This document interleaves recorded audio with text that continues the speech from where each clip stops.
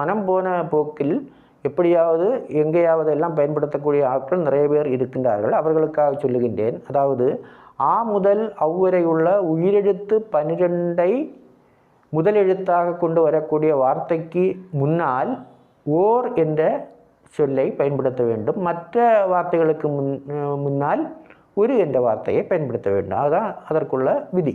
உதாரணமாக ஒரு மரம் என்று சொல்லலாம், ஆனால் ஒரு ஆடு என்று சொல்லக்கூடாது. ஓர் ஆடு என்று தான் சொல்ல வேண்டும். காரணம், ஆடு என்ற அந்த வார்த்தையில் ஆ என்பது உயிரெழுத்து. அப்போ ஆ முதல் அவ்வரை உள்ள உயிரெழுத்தை முதலெழுத்தாக கொண்டு வரக்கூடிய வார்த்தை எதுவாக இருந்தாலும் அந்த வார்த்தைக்கு முன்பு ஓர் என்ற வார்த்தையை பயன்படுத்த வேண்டும். இப்போ ஒரு மரம் ஓர் ஆடு என்று எழுதுவதே சரி. அதற்கு பதிலாக ஒரு ஆடு ஓர் மரம் என்று எழுதுவது தவறாகும். இப்போ அந்த விதி என்ன என்பது